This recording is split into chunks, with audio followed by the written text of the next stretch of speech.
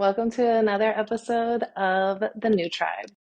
I'm really excited for today's episode because, as you will and have frequently heard me refer to human design, and the fact that this podcast is part of my own design experiment and journey. I'm really excited that we get to have our first guest today. His name is Pasha, and Pasha utilizes human design to help us understand our physiology and biomechanics in a very unique way. So, welcome to the podcast, Pasha. I'm so excited that you're here, and I just came across your Instagram. Another page had shared you in her story, and I'm so fascinated by your work. So I can't wait to learn how you got into all of this and where you came from in your human design experiment and everything. So, do you go by Pasha or Austin? Pasha. My full name's Austin Pasha Ocean Ersan. Wow. Yeah, Okay. Can you give me a little? There's always a story in the name. definitely.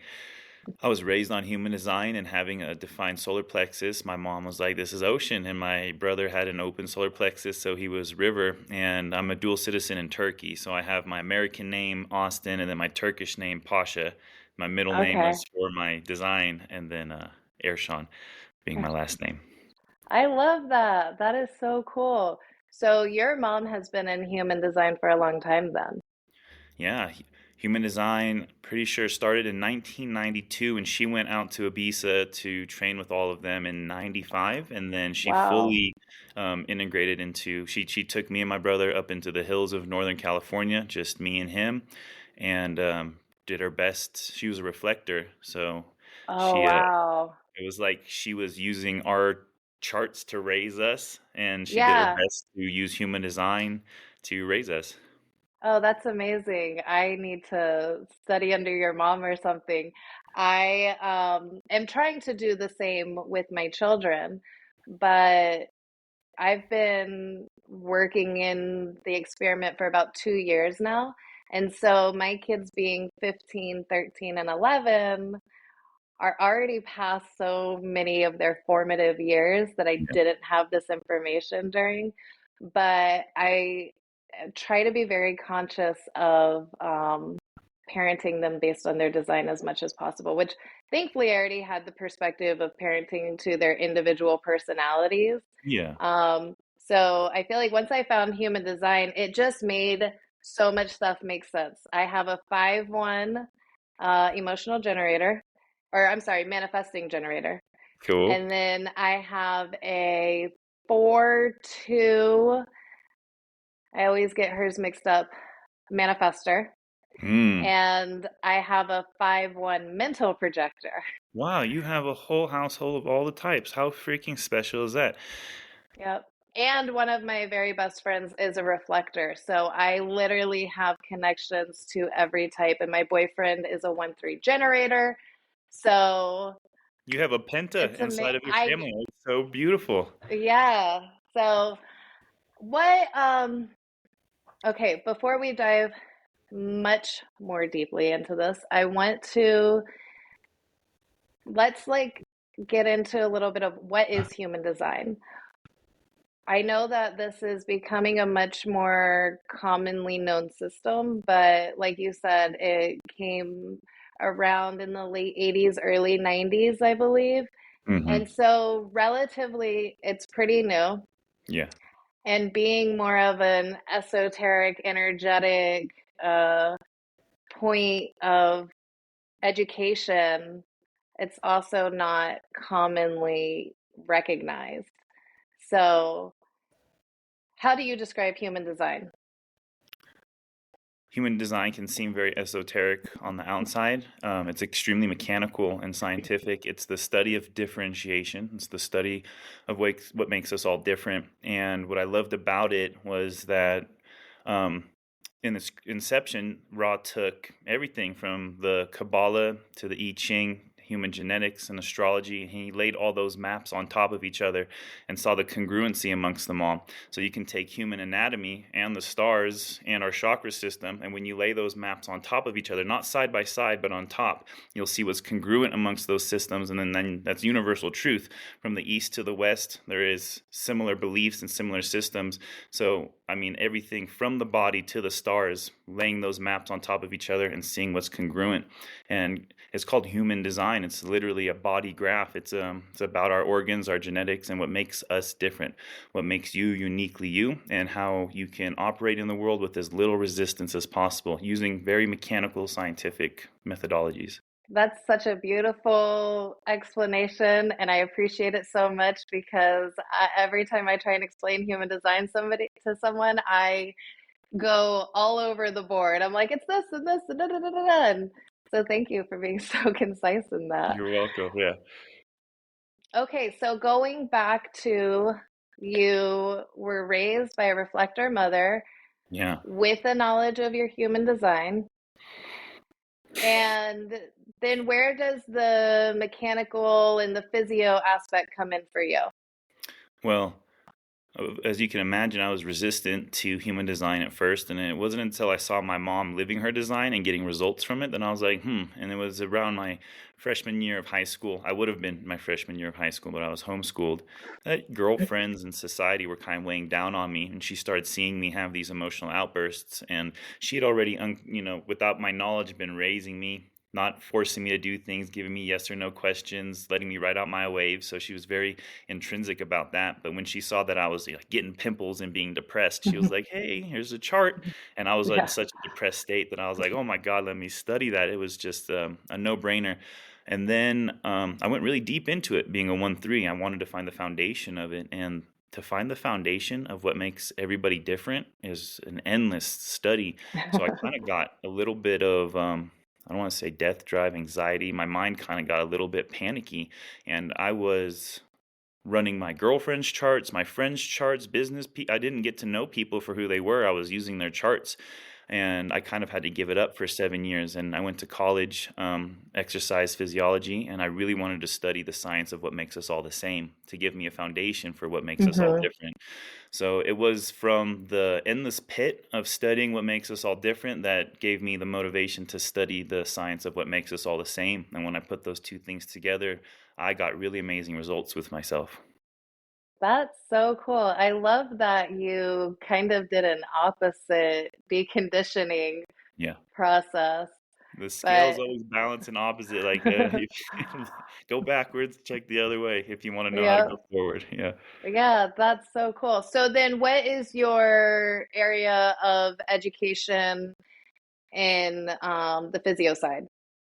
In the physio side, it's exercise and physiology for college, and then going off and getting as many different certifications as I could, from reading body language to biomechanics, which is what organisms do most in relationship to gravity, sensory mechanics, the function of our neurology and our organs, and put it all together to train people. I use their human design chart to let me know what part of their neurology that I need to train. And then ultimately, I teach them to walk, run, and throw with their human design embodied. It's called a body graph, it's called human Hmm. design. And yeah, that's the background, is biomechanics and sensory mechanics. I think this is the future of training athletes. Uh, Absolutely. I have many professional kickboxers and golfers who are just blowing through the scene right now because of this stuff. Because it's not just fixing the body, because we're going to have behavioral traits with fixing the body.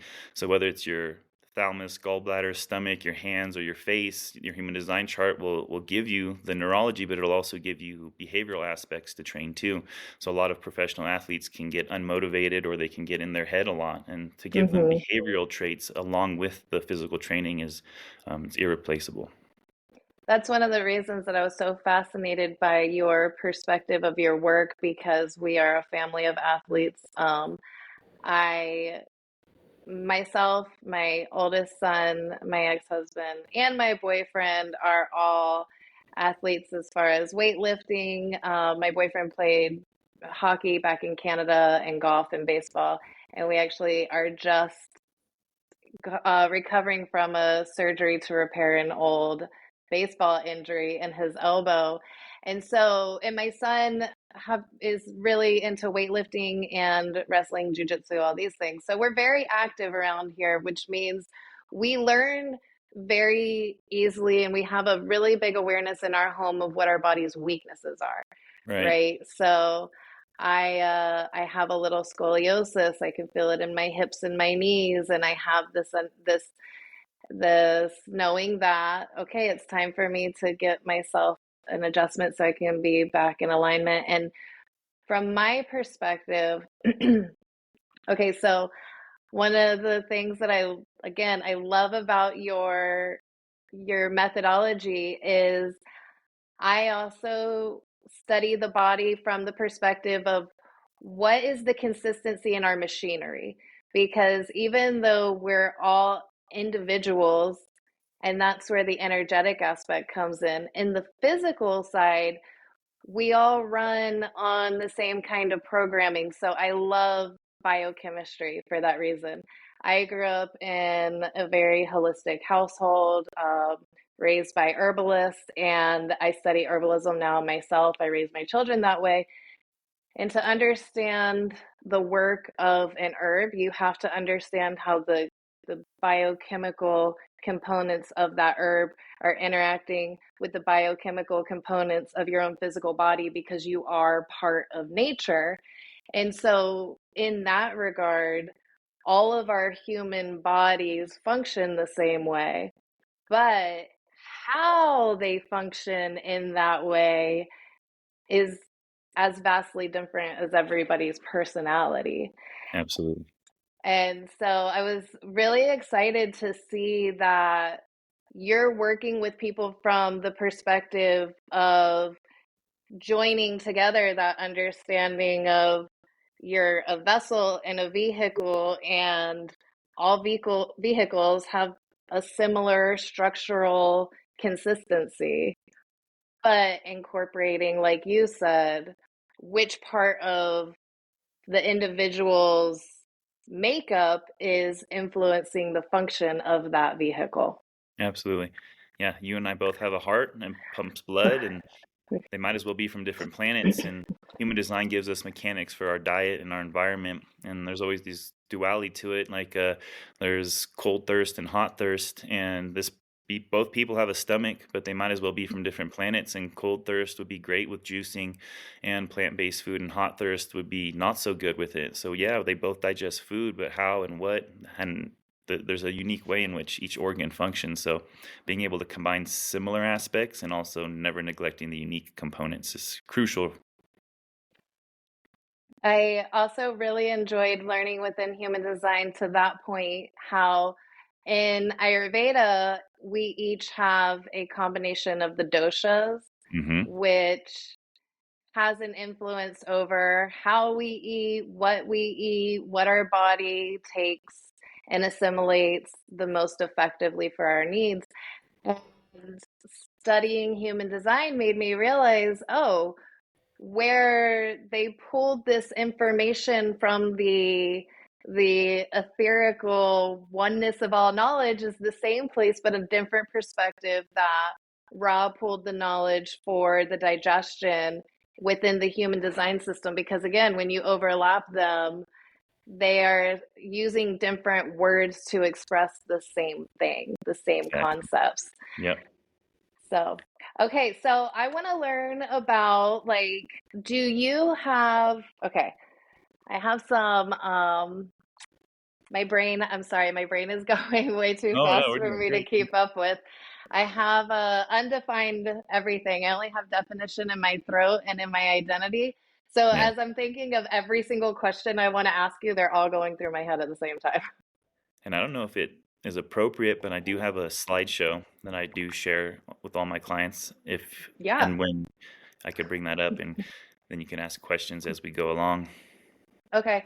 And then also I want to make sure that you will send me any links you have. I know you have your own site and where people can schedule to work with you and everything. So just make sure you send all of those links over and Zach will get them posted with us. Thanks, Zach. Yes, we appreciate him very much. Um, Zach and I began our relationship with me on our second date, telling him about human design. Before our date, I had asked him his information, Yeah. and he was like, "Oh, she's gonna like pull up my birth chart," and I was like, "Actually, this is something totally different." And so on our second date, we went to putt putt, and we're like walking around the little putt putt course, and I'm explaining to him what being a generator means and what an aura is, and all of these things. And it's like, oh, and you're a martyr also.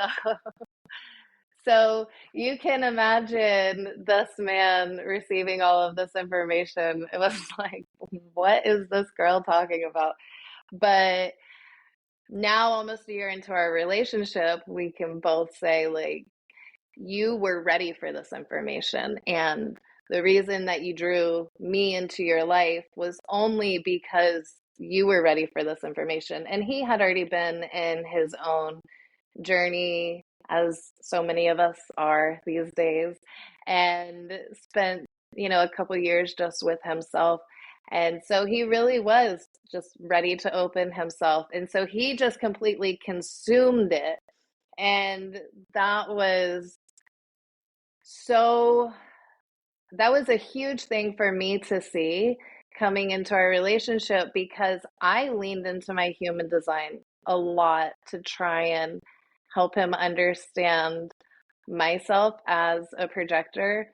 And I've always been very aware of my energy levels and what is necessary for me to do in order to protect and refuel my energy Yeah. because I don't function in that capacity the way that most people do, which until I discovered my human design was something that I beat myself up over mentally. You always think, there's something wrong with me. What's wrong with me?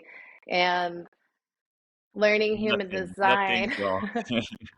nothing's wrong. And I need to rest. And I grew up, my mom's a manifester, my sister's a manifester, one of my brothers is a manifester, the other brother is a manifesting generator. So I was surrounded by a lot of manifester energy as the only projector that's like, why can't you keep up?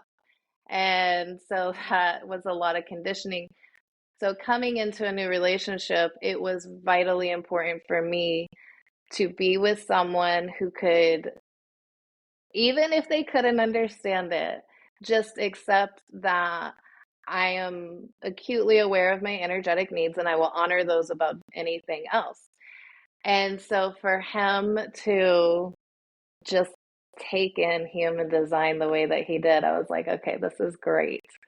And having the experience of going into a relationship by knowing our needs and our differences that will just not change. Not everything is going to be a compromise. We're not always going to want to find a way to do everything together or whatever.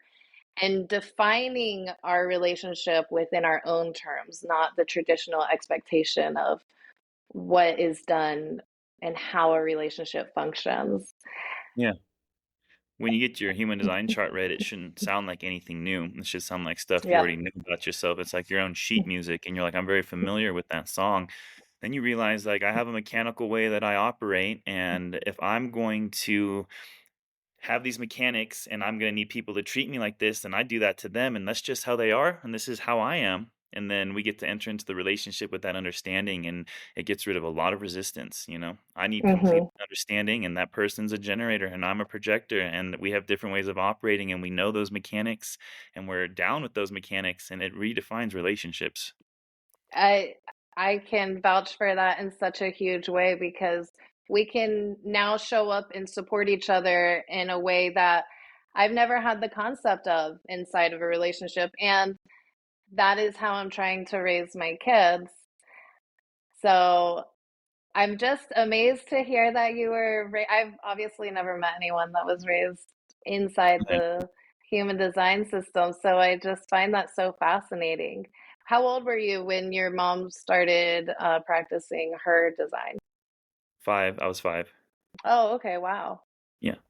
So And then it's I some. got really introduced, like she really started training me in it at 7, and then she introduced me to my chart at around 14, 15 years old.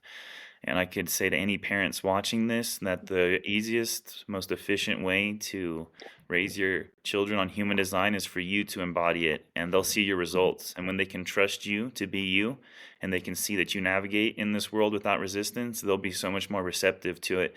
But a lot of times, I'm a 1-3, so I've been trying to martyr human design my whole life. I wanted to find holes in it, like, just to make sure I wasn't crazy. So Hmm. this guy got channeled, he gave this information to the world, and I'm supposed to just follow it blindly? No, I Yep. can't do that. So I've been trying to martyr it, and I did my best to martyr it. And if you just uninvited tell your children what their mechanics are, they're designed to say no. They need to have their own individual authority, so they're going to reject it. But if you just live your design and really embody it and travel the world without resistance, they'll be much more receptive to it. So, any parents out there who aren't raising their kids from birth on it and the kids are in their teenage years, just work on your design and they will follow suit. That's what my Hmm. mom did. It wasn't until I saw her operating, waiting her moon cycles, making amazing decisions, reflecting people back, and I was like, "My is all glory to the teacher, mom. Like, how great!" And my dad, Wow. he's just been living his design. You'll meet people who live authentically without having to know human design, Yep. and that's awesome. My dad was one of those. He would look at human design and be like, "Awesome, this is telling me how to be me, and I'm already being me." So he was very, very authentic, and my mom really implemented it into her life, made a lot of money, and she's just awesome. So all glory to the teachers, my parents, man. I love that. That's amazing. What does the moon cycle look like for a reflector? I do not know any reflectors practicing their design, so I'm very curious. And if anyone listening is finds that they are a reflector, there's such little information I feel on the reflectors when you get into most human design coaches and reading their materials. It's kind of like, okay, and the reflectors just kind of like hang back and follow the moon. What's the experience that you've had watching your reflector mother go through the lunar cycle and shine? A proper reflector will be the centerpiece of their community. They're canaries in the coal mine. So when there's poison in the environment, they're the first to know and they'll reflect that back to the tribe. So it's really good for them to be the center of the family or the center of the community. And then let's say you want to buy a new car, move across the country, or do a big decision. Um, that car, you really want it, but you see other people also wanting it too. So you rush and you purchase it. That's an incorrect way for a reflector to work. They have this very, very calm way of being like, I want that car. And they wait 28 days. They don't even hardly think about the car for 28 days. They ride their moon cycle. They're a slave to the transit. So they're a different person every couple of hours, every couple of days. And they can touch back in with that decision when they're a generator, when they're a manifester. They turn into different types throughout those 28 days.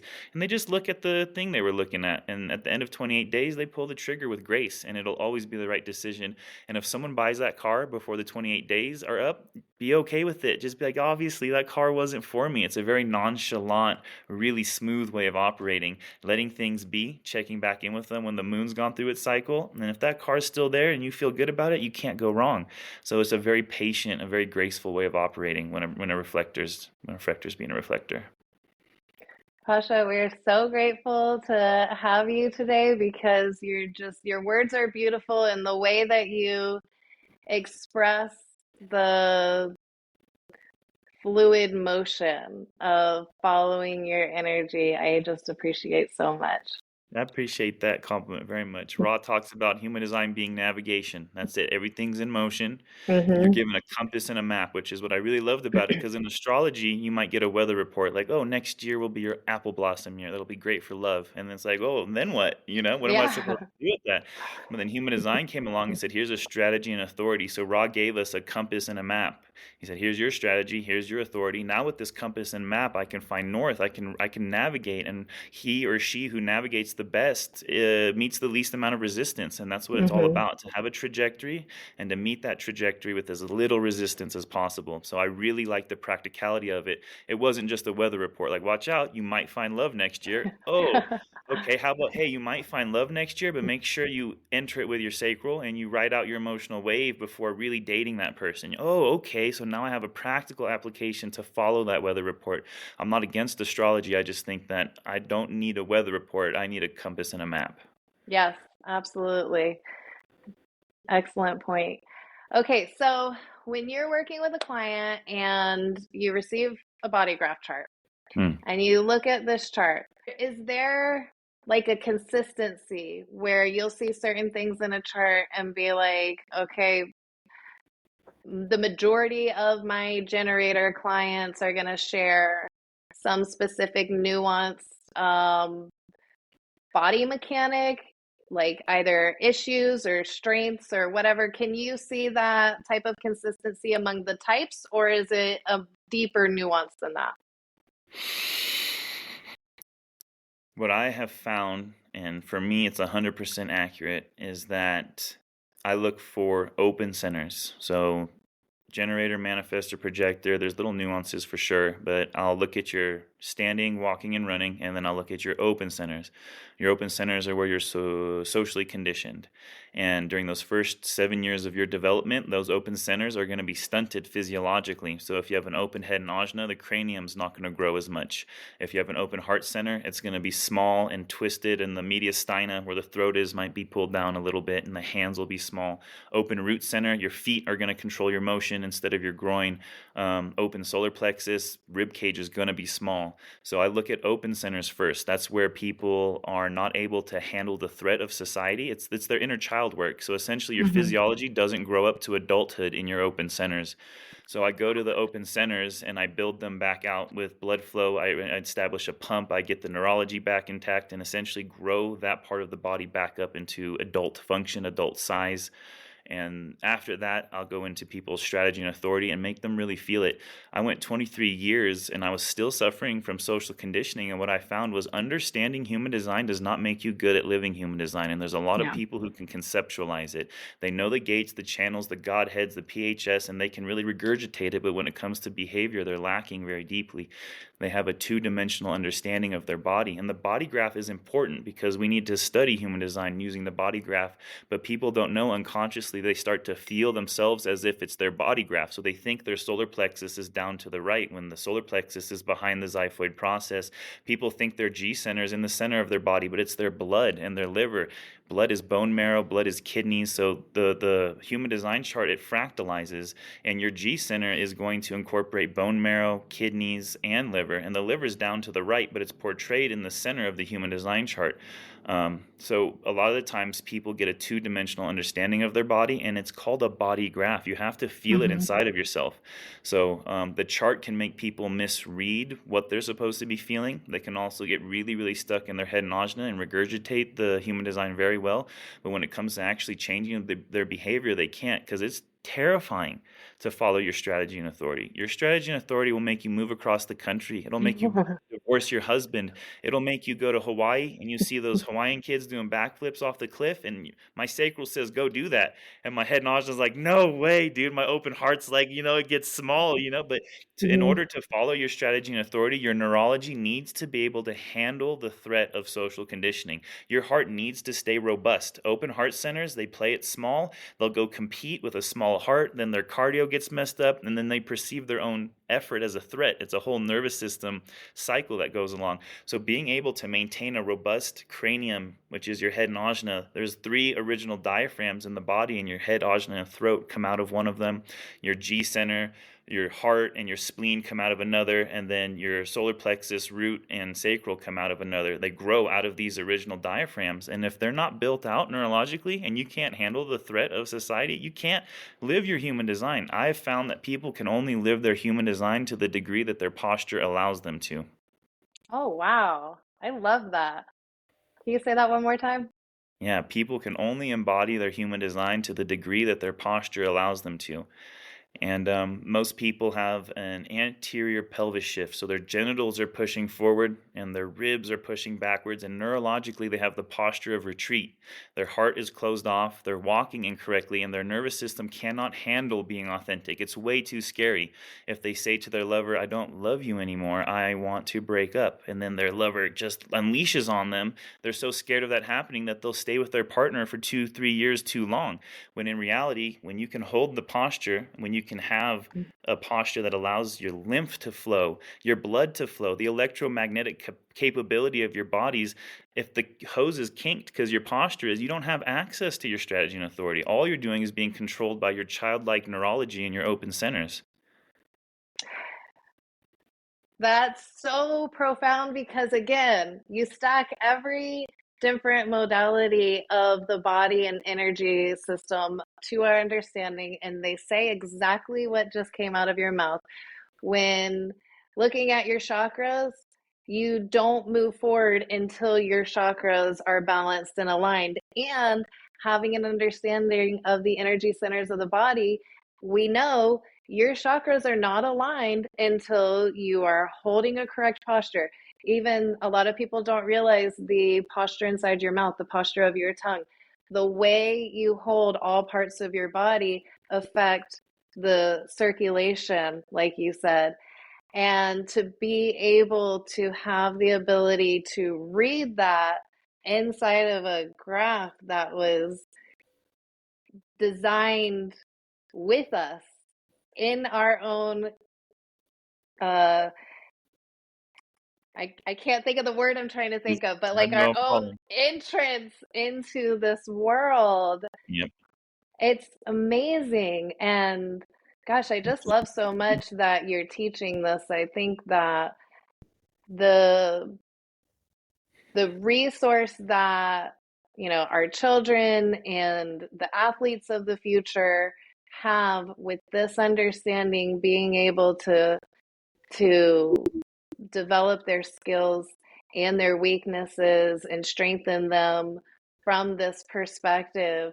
I think it's going to be amazing to watch the transformation that we see in sports in the future as this knowledge starts to become more common.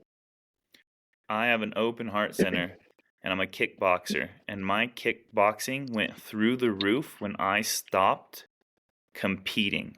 I know that sounds Hmm. funny because athletes compete, but I would go into a kickboxing gym and I'd see a cute girl in the corner and I had to jump rope hard to get her Yeah. attention. I had to prove. And then I'd see the really good fighter over there and I had to go spar him. I wanted to prove myself. And then he'd beat Hmm. my ass and the girl wouldn't notice me. And then I developed a fear to going to class. So I had to Yeah. study the neurology of my heart, how it interacts with the hands. When the heart starts to degenerate, we run to our hands to make sense of our environment. So our hands end up gripping. I want to be like this. I want to prove myself. The neurology from the heart to the hands is like twin brothers and sisters. What your heart does, your hands do, and vice versa. So when I was able Okay. to make my heart robust, pull it back up into my mediastina, and release the grip of my hands, I don't care who's in class. I jump rope slow, and I love it. And I don't care if there's a really good fighter over there. I go to the guy who's at my level, and I train with him, and then class becomes fun. And then I have consistency in my training, and then all of a sudden I'm the best one in class without having to prove anything. And for years, I wanted to be the best in the class, trying to prove it. It's so funny when I let go of trying to be the best in the class, I became the best in the class.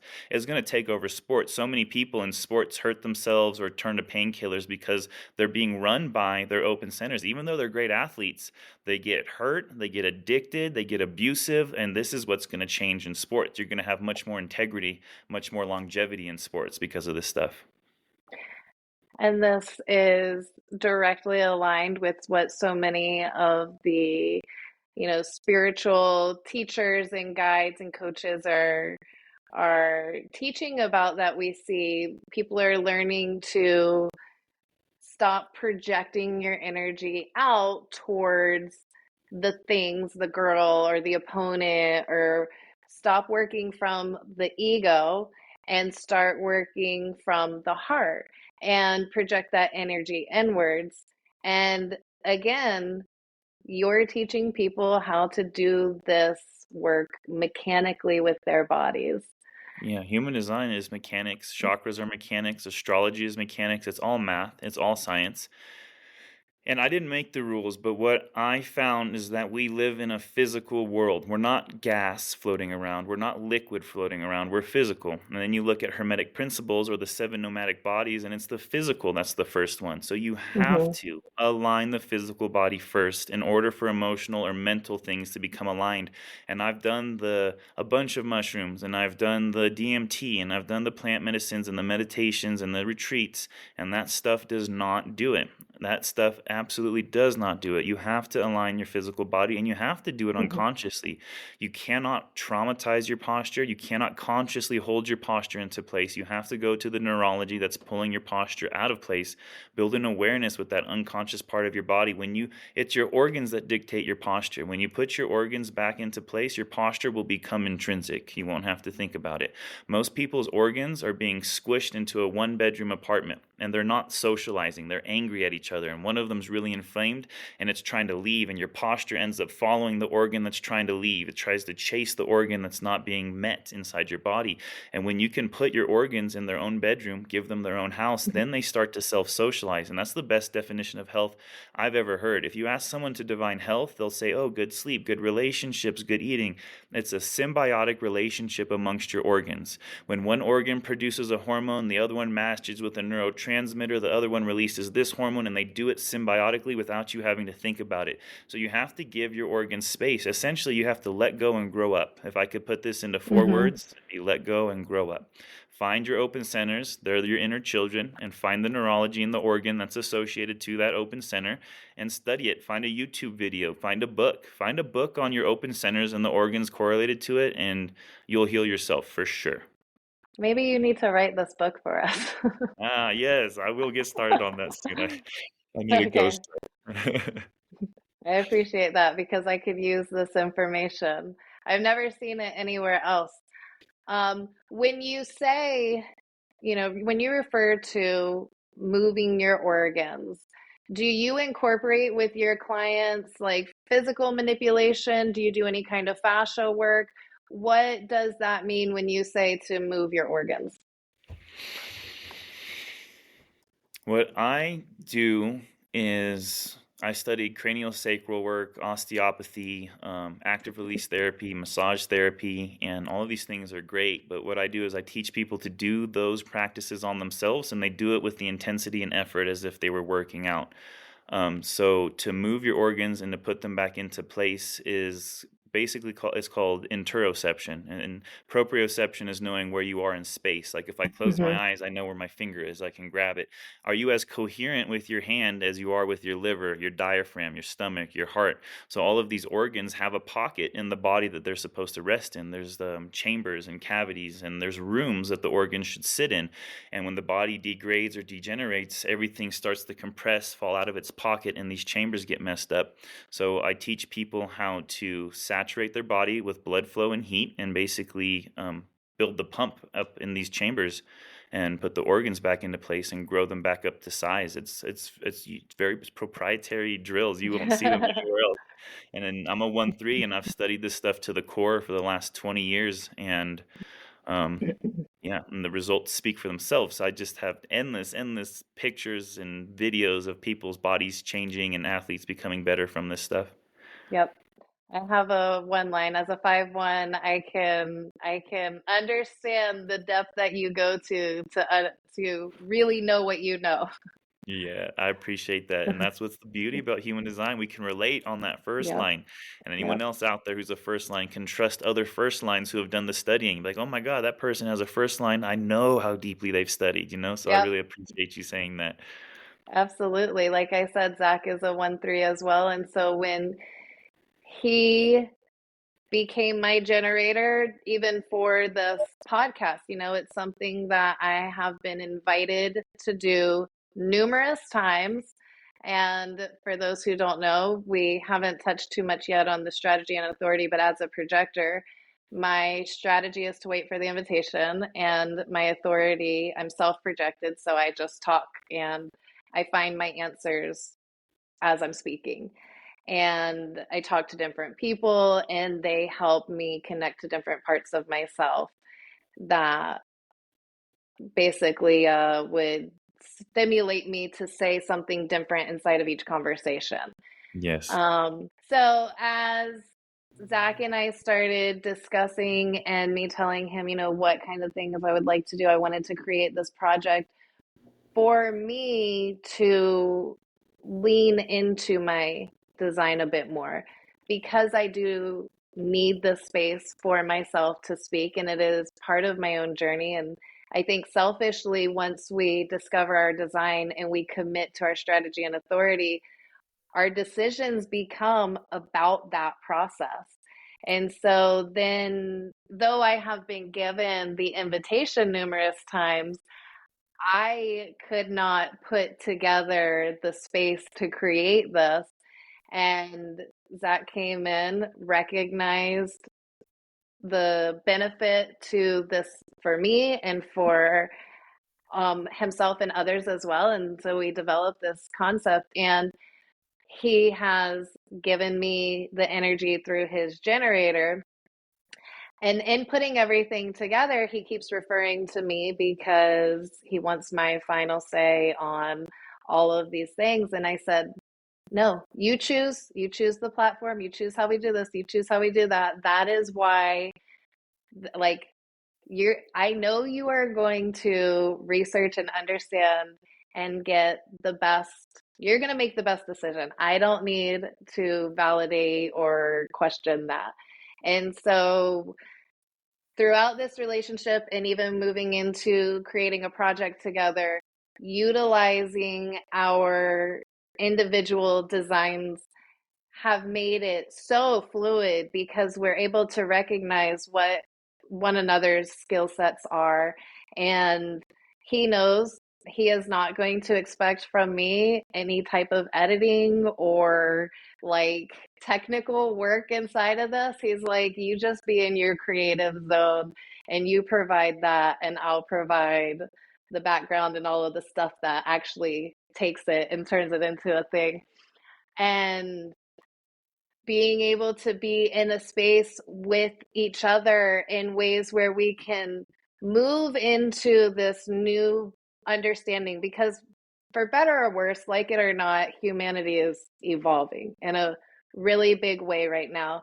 And there's a lot of places and voices that want us to fear that and to perceive these changes that are happening from a scary, fearful kind of place. But when you really are in your own journey and you're focused inward, you can see that these changes are coming from a place of necessity. And as certain traditions and aspects of human antiquity are beginning to fall away and shed away from us, and that's scary. It's like you're talking about physically, it's a reaction to the change and the transformation. And I think what you're doing is helping people transform their bodies in a way that they can physically be supported in a new energetic life and reality and experience. Absolutely. And what you'll find is nothing's wrong. And there's supposed to be pollution. We're supposed to heat the world up. There's supposed to be heat. That's one of the only ingredients to transmutation. So nothing's wrong with climate change or pollution. There's supposed to be heat. That's how we're supposed to evolve. And with food, when it comes to sugar and salt, salt is a purifier, and sugar, they're necessary for the evolution of our species. And for people to have a nervous system that's not worrying about that stuff and just knows the trajectory of the world is going to be the trajectory of the world, and you just work on your stress response and how happy you feel on the inside and get to work. Nothing's wrong. You're Nope, just a little nothing's bit, wrong. yeah, just your nervous system might be a little bit haywire, that's all. What advice would you give to those of us who are maybe first getting into this journey, first we're like turning that energy inside? That's a scary place. It's Where do called we begin? I'll teach people to compress themselves with their body. Compression is the act of going inside for the answer, knowing that there's no reflection of reality on the outside that can give you the answer. So compression is a good thing. Compression, when looked at through a bad nervous system, turns into depression. So don't let your compression turn into depression. So my advice would be to trust yourself. Just keep trusting yourself. You'll figure it out. I freaking promise. Just don't quit. Don't look back and just keep moving and you will figure it out. I think that the universe always provides us these little hints. I think of like when you're playing video game like Mario or something, you've got the little Yeah. character that's got a thing you can go and they'll give you the tips for that level or Mm. that part of the game. And I think that the universe always gives us these things. We just don't always have the awareness to receive them. Yeah, or the And courage to follow them. Is usually you see yeah, that sign, your intuition hits, but your nervous system doesn't have enough courage to follow through with it. absolutely. Yeah.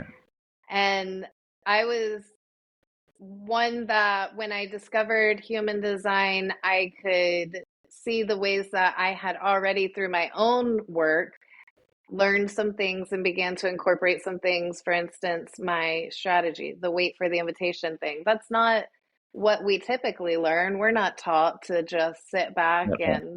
and wait for things to develop. We're taught to like go after stuff and go take what we want and Make it happen. make it happen. The cosmic beauty of everything is that I grew up with a grandmother who told me every time I saw her, she told me, listen to yourself, listen to yourself, listen to yourself. And it always stuck with me. And it was something that, you know, listen to your gut as a teenager and a young adult. I know for a fact I was able to remove myself or avoid certain situations that I shouldn't have been in because it was ingrained in me to listen to myself and develop this attunement with my body very early on in life. And then as I began going through more of my own journey, the meaning of listen to yourself began to evolve so much and it became so much deeper.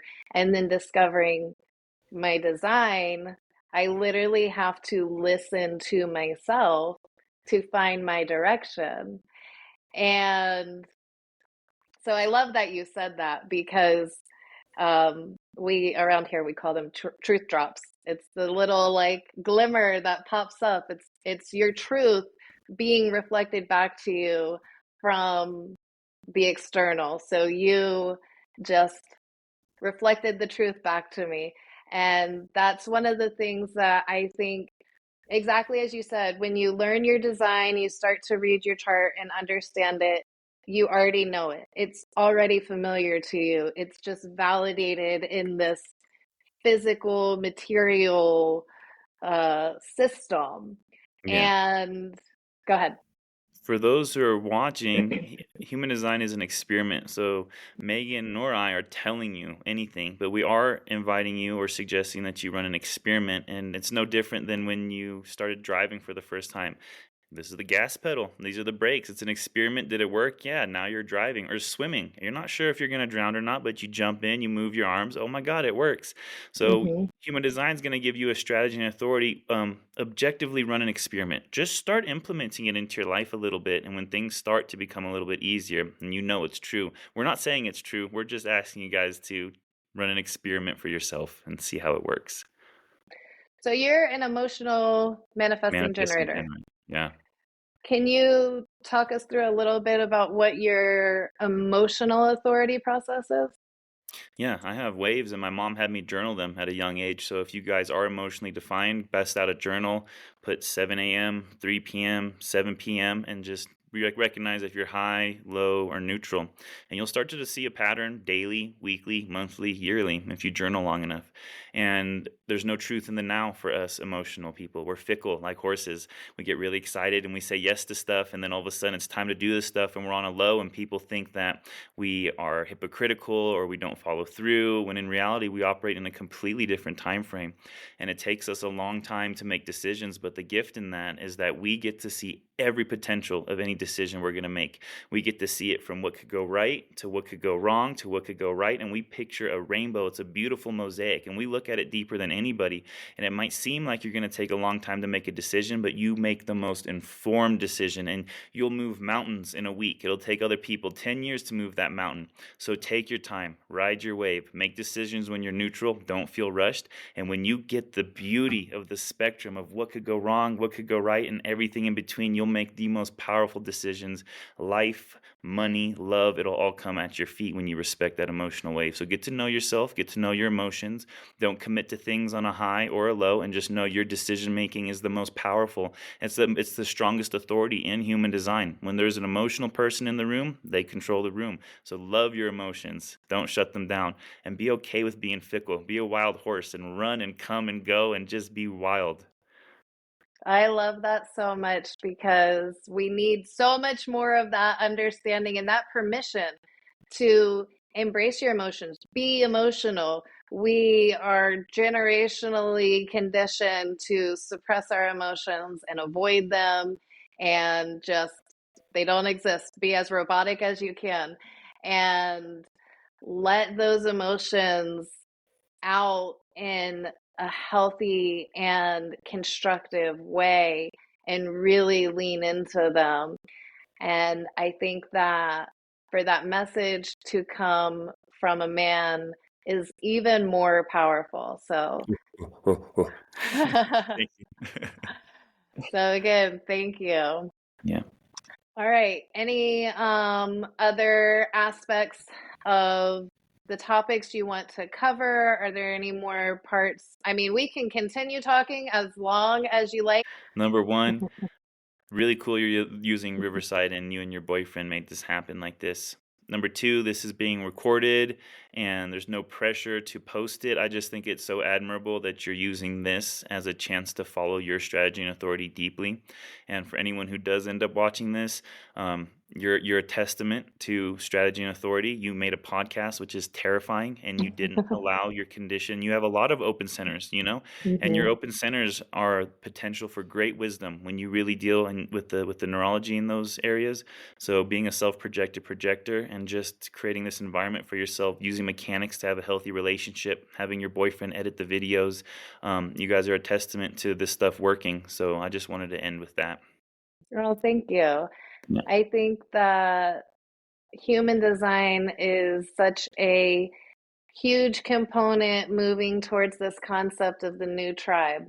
I appreciate you recognizing that and making that point because as we move forward in our own individual and joint journeys here, not just within my life and my family's life, but as a collective, we're all moving forward.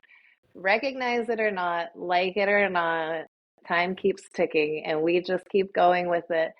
And I'm so excited to see the way that so many of us are moving forward in a new way. We're letting go of these very old, out of aligned conditions and traditions and things that we have continued to carry forward with every generation from the past. And we're at a point now where a lot of us are walking away from these things. Human design is a beautiful tool and resource to help us figure out, well, if I'm throwing away the old map, how do I navigate now? And it's different for each and every one of us. And the new tribe is based on the foundation of we are moving forward into a new world. It's a new frontier because it's inside. generations and generations and generations past, it's always been what's around me, what's out there. And the new frontier is inside of us. And we're doing it together as a collective.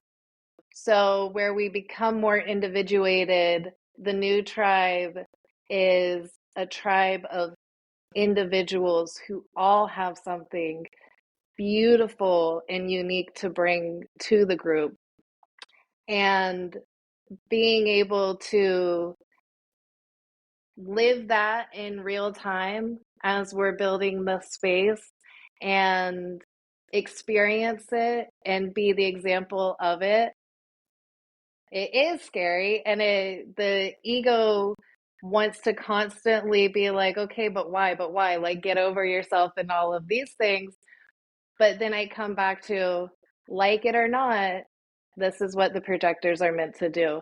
And from my unique perspective as a projector, I have redefined my life in every step of the way. And we won't get into it too much today, but this began with the way I went through my divorce in a lot of ways, in the way that our family is structured these days. And the invitation to podcasts has come so many times from people appreciating the way that we do life and the way that we structure our lives today without all of the influence of the expectations, and becoming an example of listening to yourself and following your own truth. And this all comes from leaning deeper and deeper into that internal knowing and understanding of what my truth is the one that matters. And what your truth is the one that matters. And that is a fact for every person. And then how we respect that and support that as a whole together. And what you're doing, I think, is so fascinating and so amazing.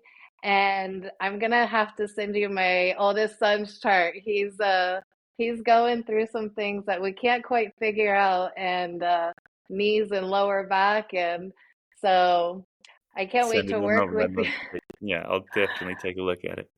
Thank you. Oh, yeah. This was a real pleasure. I appreciate you having me on this podcast.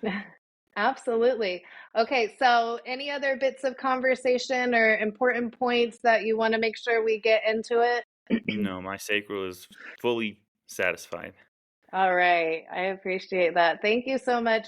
And like I said, we will be launching this around the new year, and it'll be in the first 3 to 4 episode batch that I want to give enough content for consumption Yeah, yeah, no, it's because, genius to do it that way. I think it really is. well, thank you. Yeah. Um, okay, Pasha, where can people find you to follow you? What are your platforms? I'm on Instagram at Pasha_human design. And then there you can find my bio where I have a link to my online group classes and my online archive where I have all of these movements categorized with the centers and group classes already pre-recorded. So if you can't afford to do a one-on-one with me, it's about $37 a month, and you can join the archive and educate yourself through that. And are you comfortable sharing? We can cut this or not, but or just say no. Um, and if people would like to work, do you work with people in person on their mechanics, or do you do virtuals? Do you have an in-person option for locals? Yeah, I definitely do in person. Sometimes clients will fly me out to live with them, or they come out to my intensives in Thailand. I have 4 bungalows in Thailand, and they come live with me to 1 to 3 months, and I fully download them with every Oh, wow. center, their entire neurology. Plus, I use kickboxing as an assessment for how their nervous system is doing.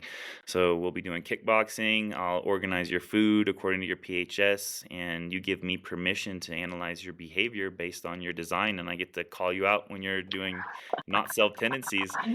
So you can either come and do an intensive. I definitely do in-person work, or you can book me online or join the archive. I try and be as accessible as possible. That's amazing. Pasha, thank you for hanging out with me today and sharing all your beautiful words of wisdom. You're welcome. And I hope that you'll be back to check in with us again on the Yeah, new definitely. tribe. Definitely, definitely. All right. Thank you. I All hope right, you have a Megan. wonderful rest of your day. You too. Bye bye. Thanks for joining us today for this fascinating conversation with Pasha. I have learned so much, and my mind is open to an entirely new perspective of how to utilize my body graph with my understanding of my physical body. If you were interested in anything that you heard today and you want to know more and you want to know more about yourself, please reach out to Pasha and work with him. He's very, very kind, a beautiful soul, and I'm super excited to see what he is going to do in the years to come.